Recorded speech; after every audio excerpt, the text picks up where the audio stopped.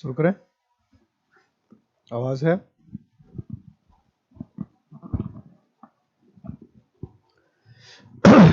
तीन question.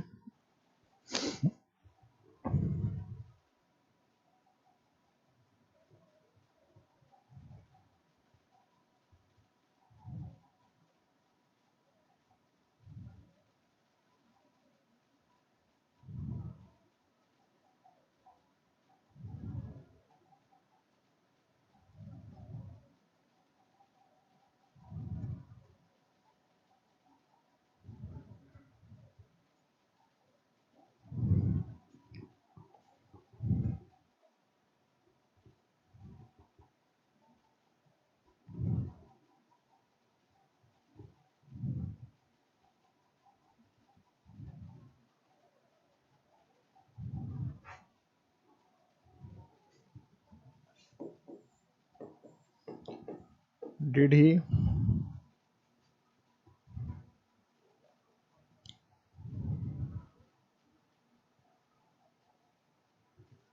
he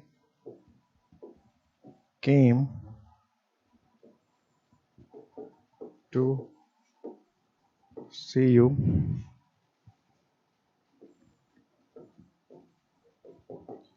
yesterday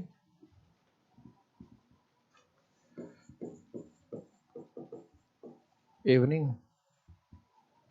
Did he came to see you yesterday evening? Did he came to see you? Came और कोई गलती नहीं तो no error. Second,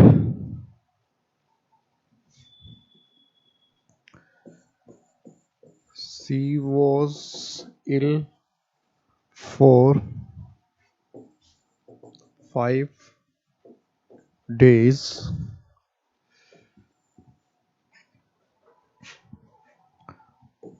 when the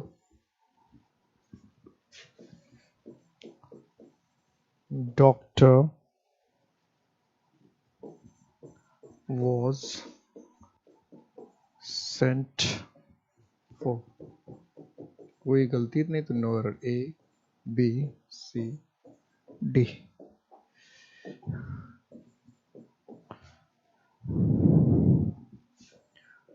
Our new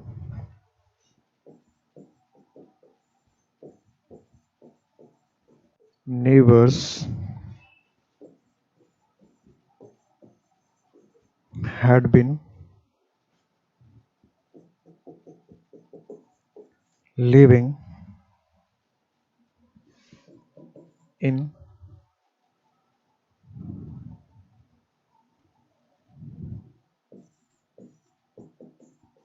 Arizona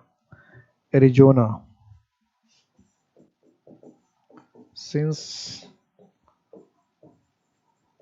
10 years. Since 10 years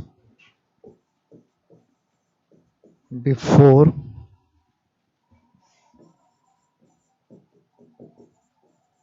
moving to their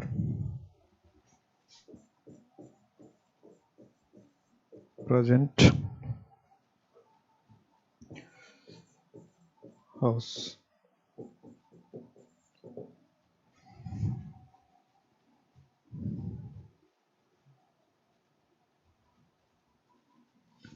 Our new neighbors A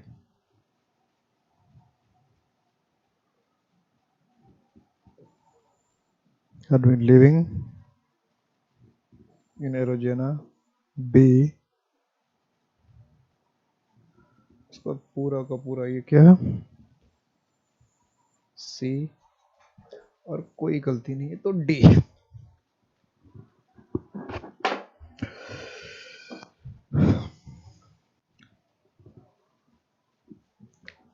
कोने में खड़े हो जाता हूं मैं, बना लो।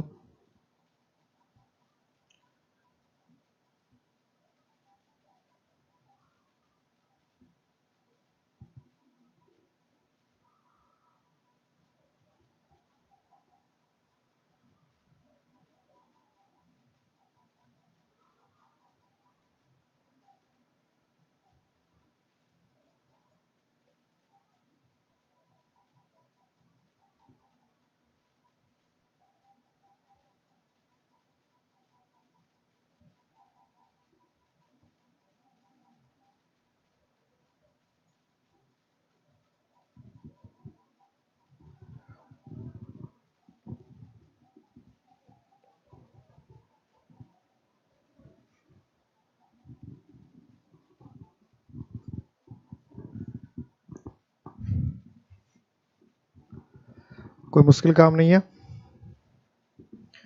आसान आसान गलती था, देखते ही बन जाता है, सारी गलतियां तो देखते ही बन जाती है। डिड ही केम, डिड के साथ हमेशा भी वन, केम कैसे होगा, क्या होगा, कम, केम लिख रखा था, ध्यान गया था कि नहीं, पता लगा स्पेलिंग नहीं दिख रहा, केम मैंने इसको अच्छे से ए लिखा था, तो डिड है तो उसके बाद भी वन होना चाहिए, कम होना चाहिए था। She was ill for 5 days, for 5 days, she was ill, तो क्या हो जाएगा, she had been ill, past perfect continuous, she had been ill, या past perfect she had been ill for 5 days, 5 दिन तक बीमार रही थी, when the doctor was sent for, जब डॉक्टर बुलाया गया उसके पहले 5 दिन बीमार रह चुकी थी, डॉक्टर को बुलाने से पहले। Our new neighbors, हमारे neighbors had been living in एरोजेना, एरोजेना में रहते, तो सिंस का इस्तेमाल वैसे ही नहीं हो सकता, सिंस का इस्तेमाल तो वैसे ही नहीं होना चाहिए था, सिंस की जगह क्या होगा, 10 years आप ड्यूरेशन बता रहे थे, या सिंस की जगह क्या होगा, फॉर 10 years, फॉर 10 years कुछ है ही नहीं, तो कोई मुश्किल मुश्किल सा काम नहीं है, कोई मुश्किल मुश्किल सा काम है ही नहीं।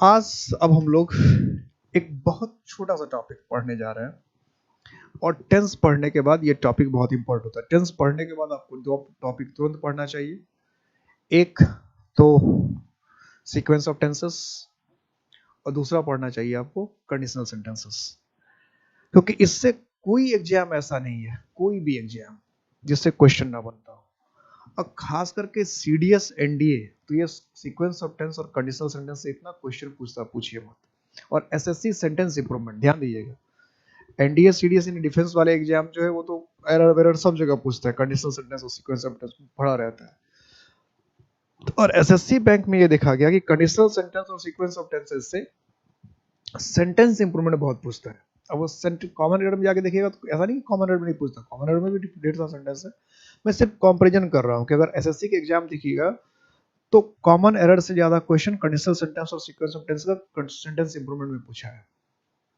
मतलब ये टॉपिक बहुत छोटा है, लेकिन नंबर ऑफ क्वेश्चंस अगर इसका देखिएगा तो बहुत आता है, मतलब एकदम नंबर ऑफ क्वेश्चन में तो ये नाउन को बीट कर देता है, नंबर ऑफ क्वेश्चंस में, जितने क्वेश्चन एग्जाम में आ रहे हैं सीक्वेंस ऑफ टेंस, नंबर कितना लंबा चैप्टर है, सॉरी नाउन कितना लंबा चैप्टर है, 15-20 क्लास लगता है, और ये दोनों chapter noun sequence of tense conditional sentence पढ़ने में 3 से 4 क्लास लगता है, मैक्सिमम 3 क्लास 4 क्लास हुआ बहुत होगा, वो भी आपको उतना नहीं लगेगा। और क्वेश्चन जो है नंबर चैप्टर से, नाउन चैप्टर से ज्यादा पूछता है, लेकिन अब शुरू में ये क्यों नहीं पढ़ाया, तभी पहले टेंस पता होना चाहिए, तभी तो ये पढ़ेंगे, टेंस पढ़ने के बाद बहुत आसान हो जाता है, बिना टेंस के तो इसको पढ़ ही नहीं सकते। तो इसमें से सबसे छोटा टॉपिक जो हम लोग पढ़ने जा रहे हैं, पूरे ग्रामर में सबसे छोटा टॉपिक है सीक्वेंस ऑफ टेंसेस और कंडीशनल सेंटेंस, तो अभी हम लोग सीक्वेंस ऑफ टेंसेस पढ़ेंगे, फिर कंडीशनल सेंटेंस पे जाएंगे, तो पहले पहले दोनों अलग अलग टॉपिक है, मैं 2 टॉपिक की बात कर रहा हूँ, सीक्वेंस ऑफ टेंस और कंडीशनल सेंटेंस दोनों अलग अलग टॉपिक है, और दोनों ग्रामर के बहुत छोटे टॉपिक है, लेकिन क्वेश्चन बहुत आता है इससे, ढेर सारा आता है, बहुत। तो sequence of tenses, sequence of tenses का सीक्वेंस मतलब आप समझ रहे हैं, सीरीज, श्रृंखला, टेंस, तो एक टेंस की सीरीज श्रृंखला होती है सेंटेंस में, जैसे मैं एक एग्जांपल से पूछता हूं, अगर मैंने कहा he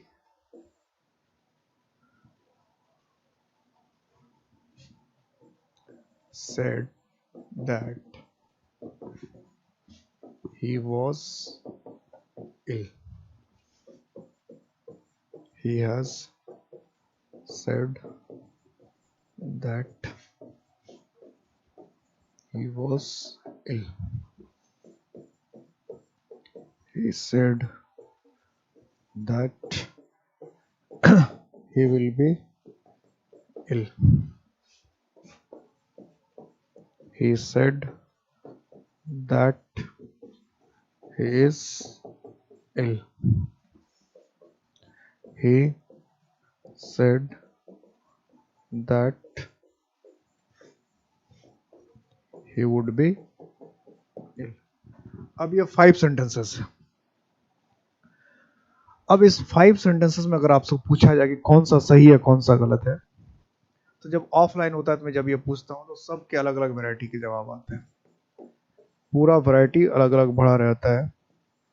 अब आप खुद देखेंगे, आपके दिमाग में जितने स्टूडेंट देख रहे होंगे सबके दिमाग में अलग अलग तरह का ख्याल आता है, अलग अलग तरह का विचार आता है, अलग तरह की बात करते हैं।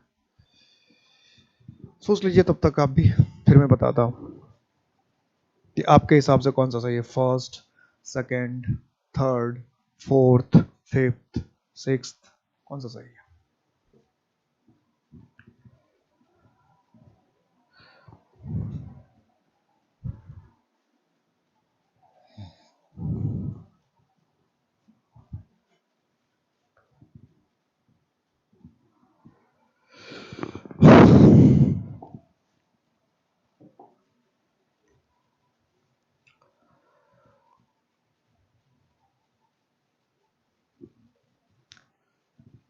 पहले मैं बता दूं इसमें सही कौन सा है और गलत कौन सा है। गलत पहले बता दूं, ये सरासर गलत है, ये सरासर गलत है, ये होता ही नहीं। सही कौन सा है, फर्स्ट सही है, सेकंड सही है, और ये, यानी 5 में से 3 सेंटेंस पूरी तरह से सही है और 2 सेंटेंस पूरी तरह से गलत। और आप में से मैक्सिमम लोगों का ये जवाब नहीं होगा, मैक्सिमम लोगों का।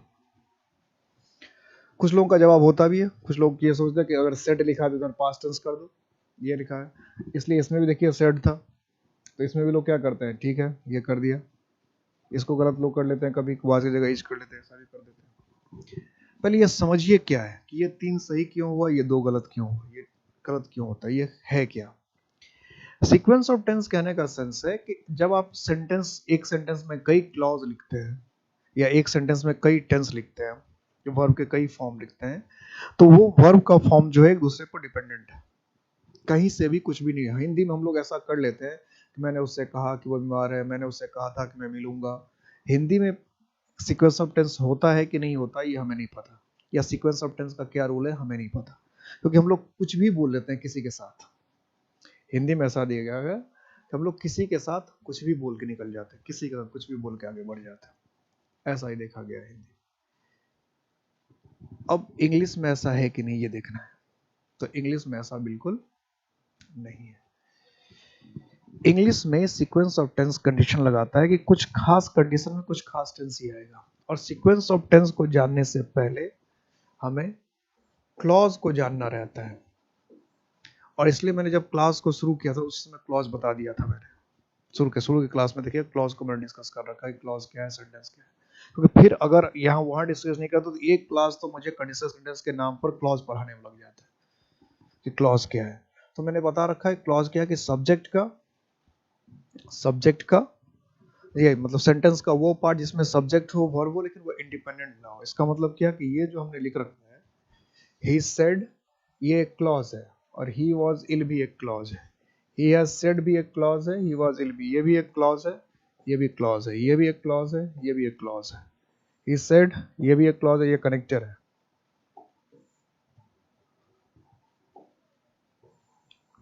ये क्लॉज है, ये क्लॉज है, ये भी क्लॉज, ये भी क्लॉज।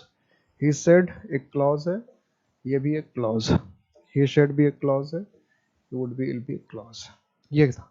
और बीच में ये जो दैट है, ये सारे जो दैट है, ये दैट दोनों क्लॉज को जोड़ने वाला यानी कनेक्टर है। क्या है, कनेक्टर है, ठीक है। तो क्लॉज का मतलब होता है सब्जेक्ट हो, वर्ब हो, ऑब्जेक्ट हो, लेकिन वो फुल स्टॉप कंप्लीट सेंटेंस ना हो। सब्जेक्ट हो, वर्ब हो, कॉम्प्लीमेंट हो, सब कुछ हो, लेकिन कंप्लीट सेंटेंस ना हो, तो क्लॉज है। यही तो बता रहा था।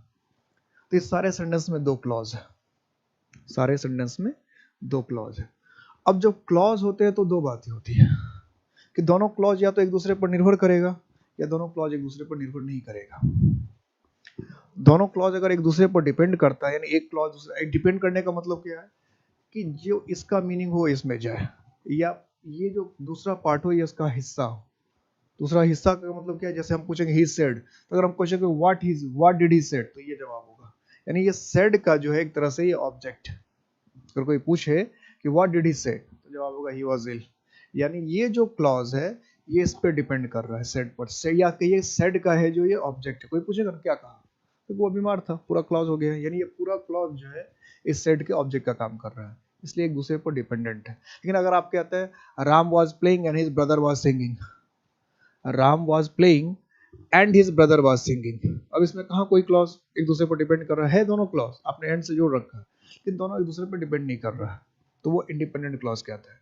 जब एक दूसरे पर डिपेंड नहीं करता तो उसको इंडिपेंडेंट क्लॉज कहते हैं, और जब एक दूसरे पर डिपेंड करता है उसको डिपेंडेंट क्लॉज कहते हैं। ये दोनों क्या है, एक दूसरे पर डिपेंड कर रहा है, तो इसलिए डिपेंडेंट क्लॉजेस है। ये क्या सा डिपेंडेंट क्लॉजेस था। यानी हमें ये सिर्फ देखना पड़ता है सीक्वेंस ऑफ टेंस देखने से पहले जो क्लॉज का इस्तेमाल हुआ डिपेंडेंट है कि नहीं। अगर इंडिपेंडेंट है तो सीक्वेंस ऑफ टेंस नहीं चलेगा। ठीक है, ध्यान रखना है कि इंडिपेंडेंट क्लॉजेस को सीक्वेंस ऑफ टेंसेस से कोई लेना देना नहीं है, नथिंग, नो, कोई लेना देना नहीं। सीक्वेंस ऑफ मतलब इंडिपेंडेंट क्लॉजेस है तो सीक्वेंस ऑफ टेंस का कोई रूल नहीं लगता है, यानी सीक्वेंस ऑफ टेंस है ही नहीं उसके लिए। सीक्वेंस ऑफ टेंसेस सिर्फ उसके लिए है जो डिपेंडेंट क्लॉजेस है, डिपेंडेंट क्लॉजेस है। और जब डिपेंडेंट क्लॉज होता है तो डिपेंडेंट क्लॉज दो तरह का होता है। डिपेंडेंट क्लॉज की जब बात करेंगे तो उसमें दो तरह के डिपेंडेंट क्लॉज जब होगा, यानी जब क्लॉजेस डिपेंडेंट होते हैं तो उसमें दो चीजें होती है। ये समझना कि जब डिपेंडेंट क्लॉज होता है एक दूसरे पर या एक क्लॉज दूसरे पर निर्भर, तो दो बातें होंगी। तो एक क्या होगा कि जो डिपेंड करेगा, एक जिस पर डिपेंड करता है, तो जिस पर डिपेंड करता है वो सब वो मेन क्लॉज कहलाता है। तो जैसे डिपेंडेंट क्लॉज होगा तो दो क्लॉज होगा, मेन क्लॉज और फिर दूसरा क्या होगा डिपेंडेंट क्लॉज जो मेन क्लॉज पर डिपेंड करेगा। ठीक है, तो जिस क्लॉज पे कोई डिपेंड करता है वो मेन क्लॉज होगा। The clause on which other clauses depend is called a main clause या प्रिंसिपल क्लॉज। ठीक है, जिस पे कोई डिपेंड करता है उसको क्या कहते हैं, मेन क्लॉज या प्रिंसिपल क्लॉज, जिस क्लॉज पर कोई डिपेंड करता है। इसका मतलब ये सारा जो क्लॉज है ये प्रिंसिपल क्लॉज है, ये सारा क्या है प्रिंसिपल क्लॉज है, या कोई ये सारा मेन क्लॉज है, क्योंकि इस पे डिपेंड करता है, इस पे ये डिपेंड कर रहा है, ये सारा मेन क्लॉज है। प्रिंसिपल क्लॉज मेन क्लॉज हुआ, तो जिस पर कोई डिपेंड करता है वो सारा का सारा क्या हुआ प्रिंसिपल क्लॉज हुआ, मेन क्लॉज हुआ। मेन क्लॉज क्या, the clause on which other clauses depend, क्या लिख दिया depend, it depend is called a main clause और प्रिंसिपल क्लॉज। जिस पर कोई सीधी सी बात है, जिस पर डिपेंड करेगा वो मेन क्लॉज होगा, और जो डिपेंड करेगा वो डिपेंडेंट क्लॉज होगा या सबऑर्डिनेट क्लॉज होगा। जिस पर कोई डिपेंड करेगा वही तो मेन क्लॉज होगा, तो जिस क्लॉज पे कुछ दूसरा क्लॉज डिपेंड कर रहा वो मेन क्लॉज हुआ या प्रिंसिपल क्लॉज हुआ। और कोई जरूरी नहीं कि क्लॉज डिपेंड करे, जब डिपेंड नहीं करेगा दोनों इंडिपेंडेंट क्लॉज होता है, दोनों क्या होता है इंडिपेंडेंट स्वतंत्र क्लॉज। तो डिपेंड कर भी सकता है नहीं भी कर सकता, दोनों बातें होती है। तो डिपेंड अगर करेगा तो किसी ना किसी पे डिपेंड करेगा, जिस पे डिपेंड करेगा वो मेन क्लॉज होगा।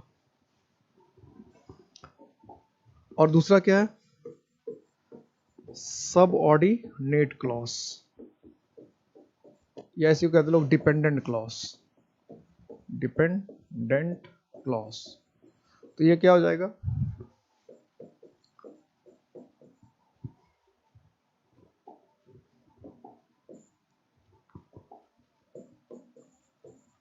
the clause which depends on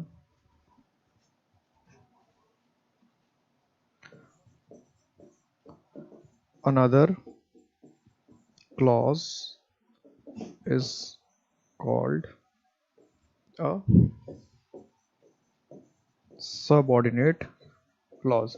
subordinate का मतलब ये होता है अधीनस्थ, अधीन किसी के। सबऑर्डिनेट का मतलब ये होता है यानी डिपेंडेंट और सबऑर्डिनेट सिनोनिम्स है, डिपेंडेंट और सबऑर्डिनेट सिनोनिम्स। फिर से सुन लीजिए सारी बातें, टेक्निकल पॉइंट है, इसको एरर से लेना है, बस सिर्फ समझने की बात है। कुछ एग्जाम होते हैं इसमें सबऑर्डिनेट क्लॉज प्रिंसिपल क्लॉज पूछ देता है, वो अलग बात है। कभी कभी सीडीएस वगैरह में पूछ लेता है, तो उससे इतने से बना देंगे, आप समझ लेंगे। सीक्वेंस ऑफ टेंस लगाने के लिए क्लॉज को पहचानना जरूरी है। क्लॉज में हमको ये देखना है कि जो क्लॉज है वो एक दूसरे पर डिपेंड करता है, मीनिंग के आधार पर डिपेंड करता है, स्ट्रक्चर के आधार पर डिपेंड करता है, मेन मीनिंग के आधार पर डिपेंड करता है। इसका मीनिंग दूसरे में जाता है, एक का मीनिंग दूसरे में जाता है।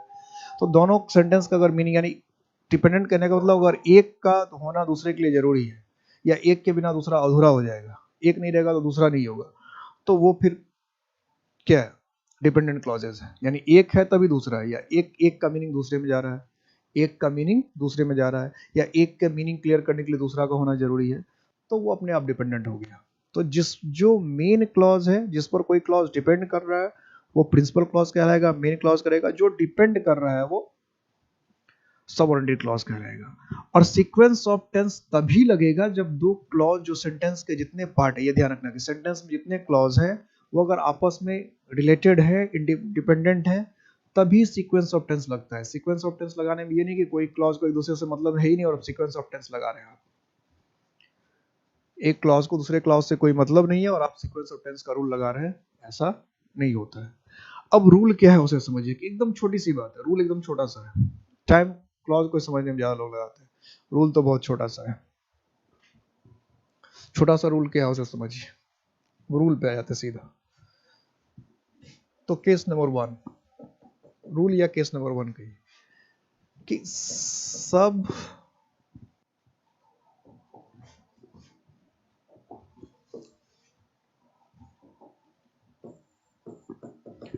जो प्रिंसिपल क्लॉज है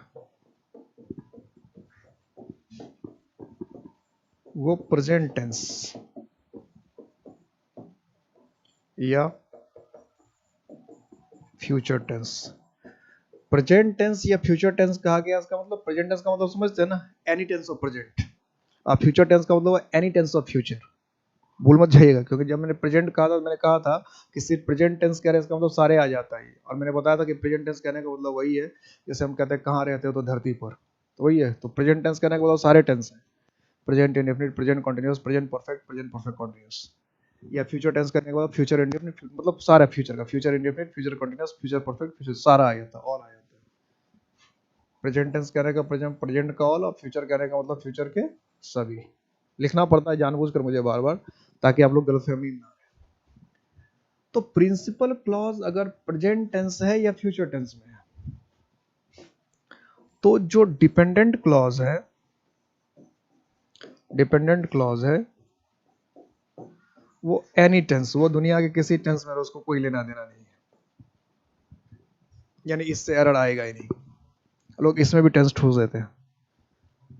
लोग कहने का मतलब स्टूडेंट, लोग तो मैं टीचर तो नहीं ठूसते होंगे। तो क्या कह रहा था मैं कि अगर प्रिंसिपल क्लॉज या मेन क्लॉज प्रेजेंट के किसी टेंस में है या फ्यूचर के किसी टेंस में है, तो डिपेंडेंट क्लॉज में कौन सा टेंस होगा उसको कोई लेना देना नहीं है। कोई भी टेंस हो सकता है, कोई भी टेंस हो सकता है। जैसे आप इसको एग्जांपल समझ, जैसे हमने कहा he has said that he will go, ये भी सही है। हमने कहा he has said that he is to go, हमने कहा he has said, दिख रहा है, he has said that he was to go। कुछ भी चलता है। अब इधर अब यहीं पे कंफ्यूजन होती है क्या कि ये लोग ये नहीं देखते कि यहाँ हैज है, ये नहीं देखते लोग, खाली देखते हैं सेड, सेड देखते हैं और यहाँ टेंस को गलत कर लेते हैं। यही होती है गड़बड़ी। गड़बड़ी क्या होती है कि क्या करते हैं स्टूडेंट कि यहाँ पर उनको ये दिखता है कि ये सेड लिखा है, सेड लिखा है, सेड लिखा है, सेड लिखा है, सेड लिखा है, चलो पास्ट टेंस, लेकिन वो नहीं था सेड किसके साथ है, हैज के साथ है। हैज के साथ है तो प्रेजेंट परफेक्ट ही हुआ, तो ये सेड की वजह से पास्ट थोड़ी हो जाएगा, ये भूल जाते हैं। और फिर क्या करते हैं, जैसे कि ही हैज सेड लिखा था, इसको काट के विल को क्या करते हैं, इसको लगता है ये तो पास्ट में, तो इसको भी पास्ट में बना देते हैं, वुड बना देते हैं। ऐसा नहीं करना है, ये प्रेजेंट टेंस में है, इसका कुछ भी मीनिंग हो सकता है। आप इसका मीनिंग लिखना चाहते हैं, मीनिंग से कुछ फर्क नहीं पड़ता है। को मीनिंग से और कंफ्यूज ही हो जाता है हिंदी के मीनिंग से जब चलते हैं, लेकिन मीनिंग समझने के आप लिख सकते हैं कि ही has said that he will go, मतलब उसने कहा कि वह जाएगा, यानी कहा अभी है लेकिन जाएगा बाद में, यानी अभी कह रहा है कि बाद में जाएगा, तो क्या दिक्कत है इसमें, क्या अभी रहा कि बाद में जाएगा। He has said that he is to go, कि उसने कहा कि वह जाने वाला है, उसने अभी अभी कहा है या अभी कहा होगा, रिसेंट पास्ट में कहा होगा कि वह जाने वाला है, क्या दिक्कत है इसमें। या कह रहे he has said that he was to go, कि इस उसने अभी बताया कि वह जाने वाला था, कभी जाने वाला था पास्ट में, अभी नहीं गया, तो बता रहा कि अभी कह रहा है लेकिन जाने वाला तो पास्ट में था, कह रहा है अभी, तो भाई जाने वाला था लेकिन नहीं जा पाए, तो हो सकता है ना कि भाई पास्ट में बहुत सारे काम करने वाले थे नहीं कर पाए, हम बता भी रहे कि हम ये करना चाहते थे नहीं कर पाए, तो कोई भी बता सकता है।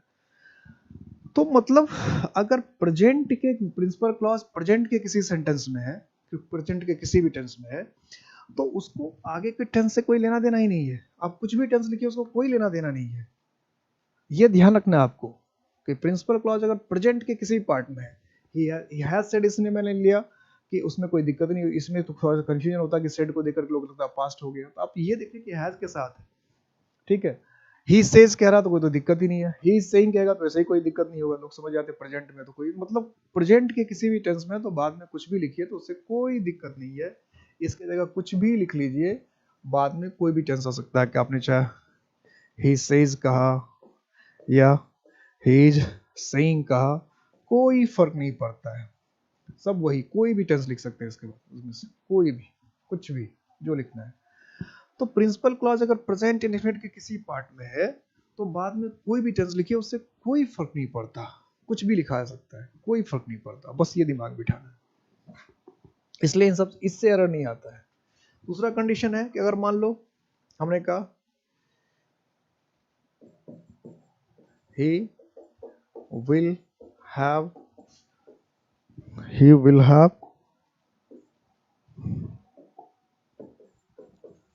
told you, कि उसने तुम्हें कहा होगा, तो विल हैव है ना, तब ये फ्यूचर हो गया, आप टोल्ड पे ध्यान है लेकिन विल हैव पे ध्यान नहीं है, कि भाई ये फ्यूचर है, विल हैव टोल्ड फ्यूचर है, तो फ्यूचर तो आप कुछ भी लिखो ना, उसने तुम्हें बताया होगा दैट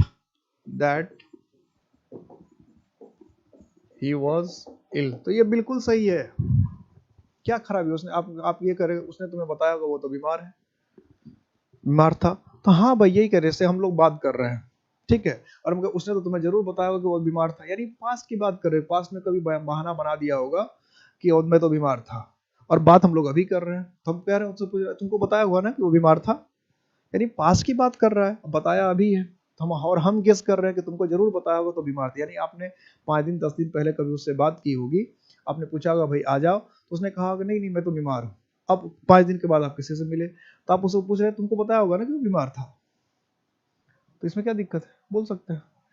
तो फ्यूचर में अगर है तो आगे कोई भी टेंस लिख सकते हैं, हमने लिखा he will have told you that he will do it, ये भी सही है, उसने तुम्हें बताया होगा कि यह काम करेगा, यानी आप ये उम्मीद कर रहे हैं कि उसने तुमको बताया होगा, आप ये गेस कर रहे हैं कि वो यह काम कर देगा, क्या बुराई है, क्या बुराई है, बिल्कुल सही है, बिल्कुल परफेक्ट है। तो फ्यूचर में कुछ भी रख दीजिए, he will have told you that he will do, उसने तुम्हें बताया होगा वो खुद करेगा काम, बोलते कि नहीं उसने तुम्हें बताया होगा कि वो कर लेगा, क्या खराबी बताओ। ये हमने कहा he will have told you that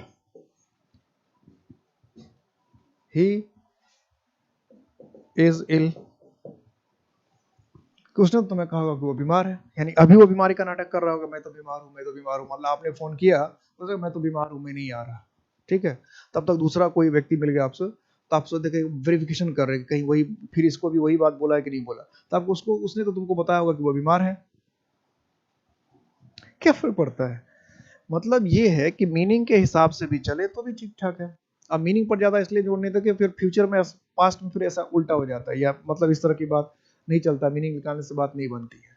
तो समझना सिर्फ इतना ही था सीक्वेंस ऑफ टेंस में कि प्रिंसिपल क्लॉज में अगर प्रेजेंट का कोई भी टेंस है या फ्यूचर का कोई टेंस है तो आगे कोई भी टेंस हो सकता है, तो इसलिए इस पर दिमाग लगाना ही नहीं है, जोर डालना ही नहीं है इस पे, लेकिन गलत फहमी में गलत नहीं कर देना है कि टोल्ड को देखकर कि आगे के टेंस को पास्ट में, क्योंकि लोगों के दिमाग में ये रहता है, कई लोगों के दिमाग में कि अगर शुरू में पास्ट टेंस है, मेन क्लॉज नहीं देखा दिमाग में रहता, शुरू में पास्ट टेंस है, शुरू में पास्ट है तो बाद में भी पास्ट टेंस होगा, जो आप नरेशन में पढ़ते होंगे, नरेशन में ये रूल ही होता है। तो ये कोई रूल नहीं कि शुरू में पास्ट टेंस है तो आगे में पास्ट टेंस होगा ही, नेक्स्ट उसका आगे पास्ट टेंस होगा।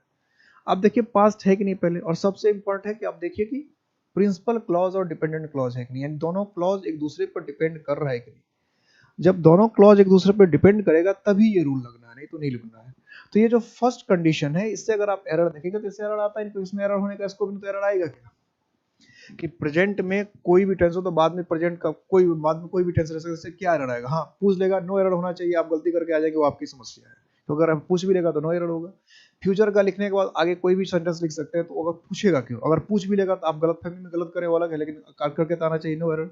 सपोज करो इधर फ्यूचर लिख दिया उधर तो कुछ भी लिख सकता है, तो कोई गलती होने का स्कोप कहाँ है। प्रेजेंट का इधर कोई टेंस है, बाद में कोई भी टेंस हो सकता है, तो गलती का स्कोप ही नहीं, तो पूछेगा क्यों। तो पूछता फिर कहां से है, पूछता है केस नंबर 2 से। केस नंबर 2 क्या कहता है,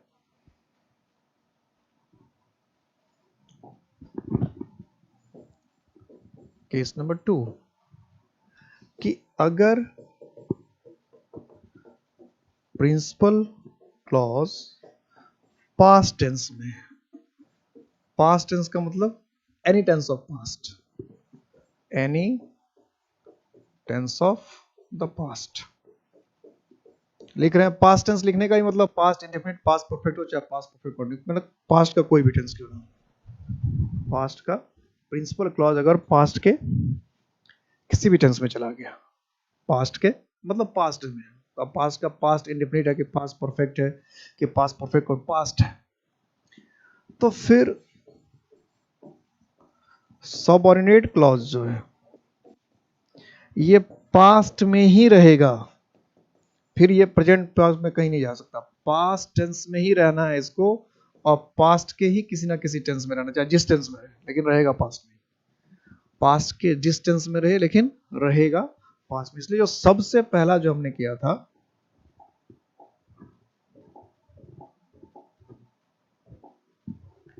ये क्यों गलत हो गया था कि हमने क्या लिखा, ही सेड पास्ट, ये पास्ट टेंस में है, और इधर आपने कर दिया विल फ्यूचर में, इसलिए गलत हो गया।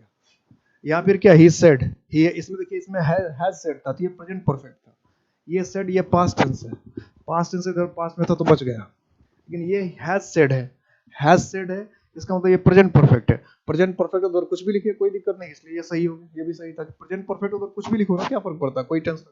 लेकिन ये क्या है कि पास्ट है और इधर क्या कर दिया फ्यूचर, इसलिए गलत हो गया।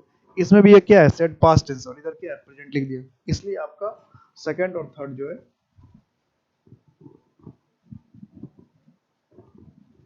सेकंड और थर्ड गलत हो गया, ठीक है, सेकंड और थर्ड गलत हो गया, क्योंकि सेकंड में भी क्या है पास्ट है, थर्ड में भी पास्ट है, फोर्थ में भी पास्ट है, और इधर थर्ड में क्या हो जा रहा है प्रेजेंट हो जा रहा है, इधर फ्यूचर हो जा रहा है, इसलिए गलत है। हमने कहा he said that he will, अब यहाँ सेड ये पास्ट में, तो फिर आपने इधर वुड लिख दिया, वुड पास्ट होता है तो हमें कोई दिक्कत नहीं। समझ में आ गया, एक्सप्लेनेशन क्लियर हो गया सारा।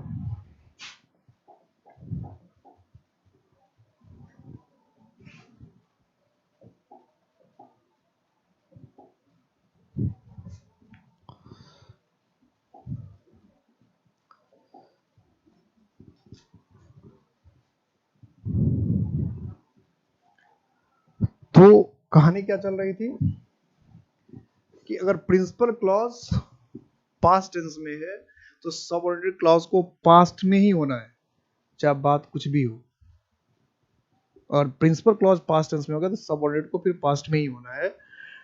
अब जरा इसका एग्जांपल देखो, जैसे हमने कहा he told me that he was ill, तो बिल्कुल सही है, उसने मुझे बताया कि वह बीमार था। या फिर सही क्या होगा, he told me that he would be ill, ये भी सही है कि वुड क्या है पास्ट माना जाता है, लेकिन हम ये बिल्कुल नहीं लिख सकते हैं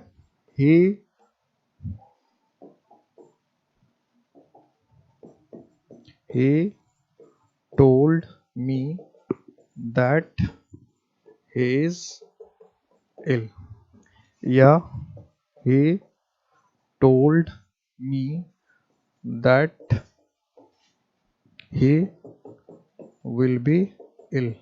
बिल्कुल नहीं लिख सकते हैं ऐसा, बिल्कुल नहीं चलेगा। और ये क्वेश्चन बार बार पूछेगा इस तरह का क्वेश्चन। इतनी ही छोटी सी बात रहती है, इतनी छोटी सी बात कि प्रिंसिपल क्लॉज को क्या करेगा, पास्ट में लिखेगा और बाद में आराम से कैन लिख देगा, मे लिख देगा, विल लिख देगा, आपका ध्यान ही नहीं जाता है।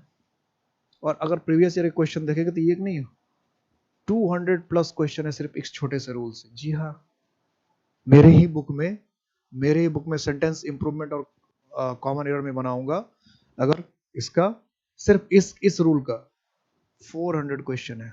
जी हाँ, सिर्फ इस एक घंटे के एक रूल से 400 क्वेश्चन, सारे एग्जाम के क्वेश्चन अगर मिला देंगे, सारे एग्जाम के एनडीए, सीडीएस, एसएससी, यूपीएससी सब के अगर मिलाएंगे तो 400 क्वेश्चन है कॉमन एरर सेंटेंस इंप्रूवमेंट। सोच लीजिए कितना छोटा टॉपिक, कितना क्वेश्चन आता है।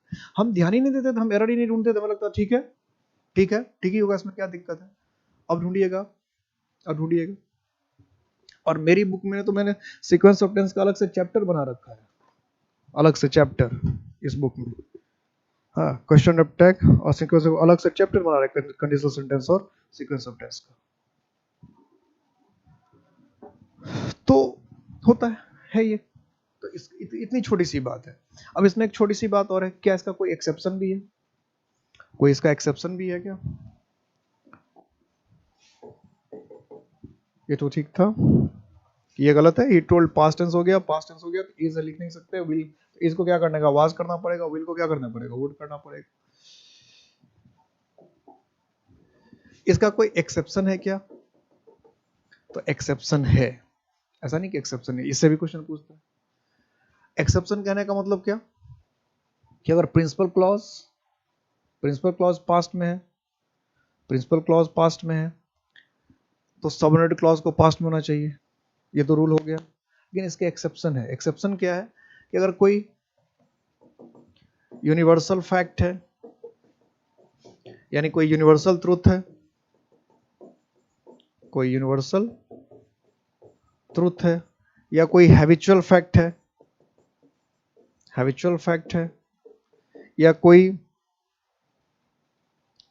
सेइंग्स प्रोवर्ब्स है, सेइंग्स प्रोवर्ब्स है, तो फिर उसको चेंज करने की आपको जरूरत नहीं। यूनिवर्सल फैक्ट कह लीजिए, यूनिवर्सल ट्रूथ कह लीजिए, हैबिचुअल फैक्ट कह लीजिए, कोई सेइंग्स प्रोवर्ब्स कह लीजिए, तो उसको चेंज करने की जरूरत नहीं, उसमें चेंज नहीं करता है। और सब चीजें चेंज कर सकते। अब यूनिवर्सल फैक्ट को कैसे चेंज करेंगे? यूनिवर्सल फैक्ट को कैसे चेंज करेंगे, या कोई सेइंग्स प्रोवर्ब्स है उसको कैसे चेंज करेंगे? जैसे सपोज करो, यूनिवर्सल फैक्ट का मतलब सार्वभौमिक तत्व, यूनिवर्सल ट्रूथ है, सार्वभौमिक सच्चाई है, हैबिचुअल फैक्ट किसी आदत है, उसको कैसे बदल देंगे? सेइंग्स प्रोवर्ब्स है, कोई कहावत है, मुहावरा है, तो उसको हम बदल नहीं सकते। जैसे जरा इस स्टेटमेंट से समझो, जैसे मैंने कहा माय फादर, अब पिताजी मर गए समझो, क्या के चलो बस, my father told me that honesty was the best policy. तो ऐसा थोड़ी चलेगा, ऐसा करेगा तो गलत हो जाएगा। तो honesty is the best policy एक सेइंग है, प्रोवर्ब से, इसको आप बदल नहीं सकते। चाहे पिताजी कह के चले गए, या हजारों साल पहले से चला आ रहा है, उससे कोई फर्क नहीं पड़ता। या ये हमारा क्या टोल्ड पास्ट इंडेफिनिट में है, तो इससे कोई फर्क नहीं पड़ता। तो अगर ऐसा आ गया तो ये एरर है, अगर ऐसा आ गया तो ये एरर है। इसको हमें क्या करना पड़ेगा, इस करना पड़ेगा, जो है वही कहना पड़ेगा। या मैंने क्या दिया, माय टीचर टोल्ड मी या taught me yesterday that the earth went around the sun, the earth went around the sun। ज्यादा लंबा तो नहीं हुआ? नहीं, ठीक ठाक है। the earth went around the sun, तो ये बात बिल्कुल नहीं चलेगा, ये सरासर गलत है, ये हो नहीं सकता। the earth, अब क्या कि यूनिवर्सल फैक्ट है, अब यूनिवर्सल फैक्ट है कि पृथ्वी तो सूर्य की तरफ घूमती है, तो इसको जो टेंस है वही रहेगा, गोज है तो गोज ही रहेगा, गोज है तो गोज ही रहेगा। इतनी छोटी सी बात है, इतनी छोटी सी बात है, और इससे क्वेश्चन ठूस ठूस के बराबर आता है, ठूस ठूस के पूछता है, ठूस ठूस के पूछता है। समझ में आ गई बात कि प्रिंसिपल क्लॉज देखना है, सबऑर्डिनेट क्लॉज देखना है। प्रिंसिपल क्लॉज में अगर पास्ट टेंस है तभी सबऑर्डिनेट क्लॉज में पास करना, नहीं तो नहीं करना है। इसी से इतना ही छोटा सा एक रूल का ये मात्र है, सिर्फ एक रूल, और एक थोड़ा सा एक्सेप्शन कि कोई यूनिवर्सल फैक्ट है, हैबिचुअल फैक्ट है, तो उसको क्या करना है, क्या करना है कि आपको पास्ट में रखना है, मतलब फिर उस जैसा वैसा रहेगा। इसमें एक छोटा सा हैबिचुअल फैक्ट को ध्यान रखिएगा, जैसे हमने कहा he told me that his mother is a good cook, ये भी सही है। और हम कहते हैं ही told me that his mother was a good cook, तो दोनों सही है। अब कहीं दोनों कैसे सही हो, आप अपना भी दिमाग लगा सकते हैं कैसे सही है। He told me that his mother is a good cook, इसका मतलब क्या कि भले उसने पास्ट में कहा, लेकिन उसकी माँ अभी भी खाना, भले 5 दिन पहले कहा होगा, 10 दिन पहले कहा होगा, 1 साल पहले कहा होगा, लेकिन उसकी माँ अभी जिंदा है और अभी भी अच्छा खाना बनाती है। तो ये आपको यही कहना पड़ेगा, भले उसने कितने दिन पहले, 5 साल पहले कहा, 10 साल पहले कहा, 20 साल पहले कहा, दैट डजंट मैटर, अभी माँ उसकी जिंदा है, 20 साल बाद भी उसकी माँ जिंदा और अच्छा खाना बनाती है, इसलिए यही कहना पड़ेगा He told me that his mother is a good cook, यानी अभी भी, भले 10 साल पहले ये बात कहे थे, लेकिन माँ उसकी अभी भी जिंदा और अभी भी अच्छा खाना बनाती है, इज अ गुड कुक, इसलिए ये सही है। अब फिर ये क्यों सही है, तो he told me that his mother was a good cook, ये क्यों सही है भाई, तो इसका मतलब ये है कि बताया था, अब मम्मी नहीं रही, अब मम्मी चल बसी, तब 5 साल पहले मैंने बताया था, और मम्मी है भी नहीं, और मान लो कभी है भी तो अब इतनी ज्यादा उम्र होगी कि अब खाना नहीं बनाती, बनाती नहीं, खाना बनाए बहुत दिन हो गए, अब खाना बनाने भी दे तो नमक की जगह चीनी डाल दे, ऐसा भी हो सकता है, जिस समय हमें उनके लिए खाना बनाना चाहिए पता चला उस समय उनसे खाना बनवा रहे हैं, ये भी कभी दिक्कत हो सकती है। तो ये दोनों सटे सही है, ठीक है। लेकिन अर्थ गोज राउंड ओशन में तो ऐसा कभी नहीं हुआ, ये सूरज पूरब से निकलता है, ऐसा कभी नहीं हो सकता है। लेकिन इंसान वाले केस में अगर किसी का हैबिट है तो दोनों, अगर अभी जिंदा है इंसान, अभी भी उसकी आदत है, तो प्रेजेंट इंडेफिनिट में लिखना है, अगर आदत थी अब नहीं है, अब इंसान ही नहीं रहा, तो पास में चले जाएंगे, इतनी ही बात है। तो ध्यान ध्यान देकर रखना है। 2-4 क्वेश्चन में इसका कराता हूँ सीक्वेंस ऑफ टेंस का, जरा देखिएगा। जैसे देखिए, आई whistled, WHISTLED, I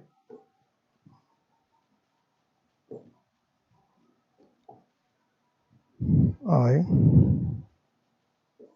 TLED whistled thrice, thrice with thrice, ये C है, thrice with full might, ऐसे मुझे लगता है कि मैंने ये क्वेश्चन पूछा है, and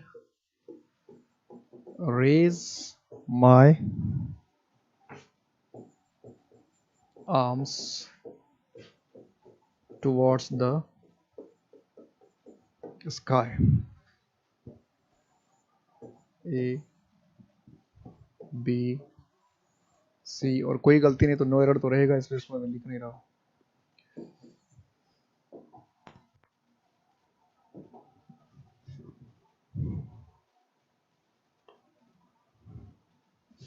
Second, she told me, she told me that she will come to my place in the evening। मैं क्वेश्चन इसलिए रख रहा हूं ताकि आप अपने खुद से आप क्वेश्चन बना लें, कि मैं लिखता जा रहा हूं, आप अपना बनाते जाइए क्वेश्चन, पहले बनाइए, या फिर पहले बना लीजिए फिर लिख लीजिएगा।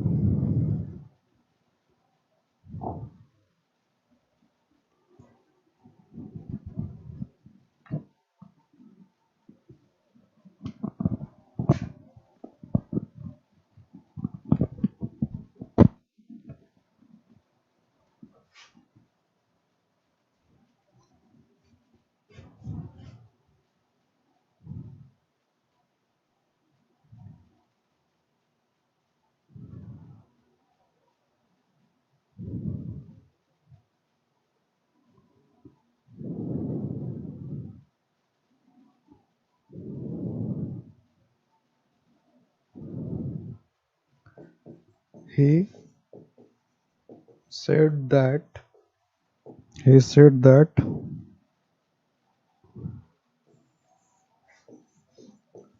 he will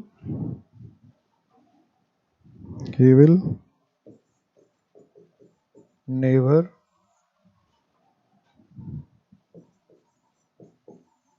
repeat the mistake। Exam में ऐसे क्वेश्चन भरे रहते हैं।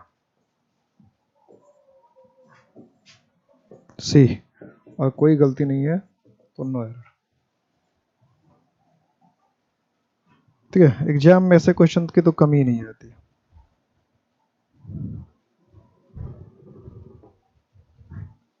कोई मुश्किल काम नहीं है, आसान सा है। क्या है? आई विसिल्ड मतलब क्या कि बहुत जोर से, थ्राइस विथ फुल माइट की पूरी ताकत से विशिल किया, सीटी लगाया जो बताया। एंड रेज, जब ये विसिल्ड है उसके बाद पहले आप ही दोनों काम कर रहे हैं, तो एक काम आप पास में करेंगे, दोनों एक दूसरे पर डिपेंड हो रहे हैं। एक ही व्यक्ति दोनों काम कर रहा है, मतलब दो अलग अलग सब्जेक्ट कर रहा है तो अलग अलग बात। ये तो एक ही आदमी कर रहा है। एक ही आदमी जो पहले सीटी बजाता जब थक गया तो अपनी हाथ उठा रहा है, वही आदमी है। तो फिर ये काम आपका, आधा काम आपने प्रेजेंट में किया और उसके बाद आपने पास्ट में किया, उसके बाद प्रेजेंट में कर दिया। क्या होगा? Raised. And raised my arms, यानी सी में गलती थी। सी टोल्ड मी, उसने मुझे कहा, दैट सी विल, जब टोल्ड है पास्ट इंडेफिनिट तो विल कैसे होगा? क्या होगा? वुड, क्योंकि विल क्या है? फ्यूचर है, और वुड क्या है? पास्ट है, बताया था। वुड है, माइट है, ये सब पास्ट है, बता रखा है। ही सेड दैट, फिर क्या है? Said that he will never, he will never कैसे होगा? ये सेड क्या है? पास्ट में, पास्ट इंडेफिनिट। तो विल कैसे होगा? क्या होगा? विल, विल का पास्ट फॉर्म क्या है? वुड। तो ऐसे क्वेश्चन पूछता रहेगा। कैन हो, कैन दे देगा, कैन का क्या होना है? कुड हो जाना चाहिए। मे दे देगा, मे का क्या हो जाना चाहिए? माइट दे देगा। ऐसा काम करेगा। विल दे देगा, मे दे देगा, कैन दे देगा, हैज दे देगा, खूब करेगा। ऐसा ऐसा ही काम करता है। बस इज दे देगा, ये सब काम करना। इज है तो वाज कर देना है, हैज है तो हैड कर देना है, कैन है तो कुड कर देना है, मे है तो माइट कर देना है, शैल है तो शुड कर देना है, विल है तो वुड कर देना है। ठीक है, करना ही करना है। डज है तो डिड कर देना है। लेकिन ऐसा क्वेश्चन बार बार खूब पूछता है, जी भर के पूछता है। इसके लिए तो पूरी तैयार रहिए। पहले आपका ध्यान नहीं जाता था ऐसे क्वेश्चन पर, क्वेश्चन सामने भी था तो लगता था ठीक ही होगा, लेकिन अब ये ढूंढ ढूंढ के बनाइएगा एकदम। मैंने क्या कहा? टेंस, टेंस पर ध्यान देना कि सबसे पहले जो टेंस आएगा तो एकदम चेक करना कि ये टेंस ठीक है क्या? इधर प्रेजेंट है, उधर पास्ट है, इधर पास्ट है, उधर प्रेजेंट है। ये सब चेक करना है आपको। पहले चेक ही नहीं करते थे, अब चेक कीजिए। भाई अगर एक से अधिक क्लॉज है तो सारे क्लॉज में कौन कौन सा टेंस है, दोनों एक दूसरे पर डिपेंडेंट क्लॉज है क्या? एकदम चेक करना कंपलसरी है। ये था सीक्वेंस ऑफ टेंस। बहुत आसान सा टॉपिक था, कोई लंबा टॉपिक नहीं है। ऐसा ही है कंडीशनल सेंटेंसेस। कंडीशनल सेंटेंस थोड़ा सा इससे ज्यादा लंबा है, ठीक है, लेकिन दोनों मिलाकर 400 लगभग क्वेश्चन पूछ रहा है, ये ध्यान रखिएगा। ये तो बहुत छोटा है, मतलब छोटा था, सबसे ज्यादा छोटे टॉपिक में। अब कंडीशनल सेंटेंस थोड़ा सा इससे, जैसे ये एक क्लास में खत्म हो गया कंडीशनल सेंटेंस, एक 10 से 2 क्लास ले लेता है, लेकिन वो भी छोटा सा ही टॉपिक है। लेकिन क्वेश्चन दोनों से खूब पूछता है। लेकिन ये क्वेश्चन चैप्टर तभी पढ़ सकते हैं जब हमने टेंस पढ़ रखा हो। टेंस नहीं पढ़ा तो इस चैप्टर को पढ़ने कोई तुक नहीं। यानी टेंस ये समझिए, टेंस का ही पार्ट है। टेंस में ही आप समझ लिए सीक्वेंस ऑफ टेंसेस, टेंस का ही पार्ट समझ लिए कंडीशनल सेंटेंसेस। ख्याल रखिएगा, ध्यान से पढ़िएगा। छोटा सा टॉपिक है लेकिन इंपॉर्टेंट है, बार बार पढ़िएगा, इसको ध्यान रखना है। प्रैक्टिस को पढ़ने से ज्यादा है इसका दिमाग में लाना। क्वेश्चन देख ढूंढते समय दिमाग में आए, दिमाग में डालना है कि मुझे सीक्वेंस ऑफ टेंस भी देखना है कि अगर एक से अधिक क्लॉज है तो उस दोनों के क्लॉज के मैं टेंस का रिलेशन भी देखना है, एक क्लॉज का दूसरे क्लॉज का। ये दिमाग में बिठाना है, ये तो बन जाएगी बात। ख्याल रखिएगा अपना।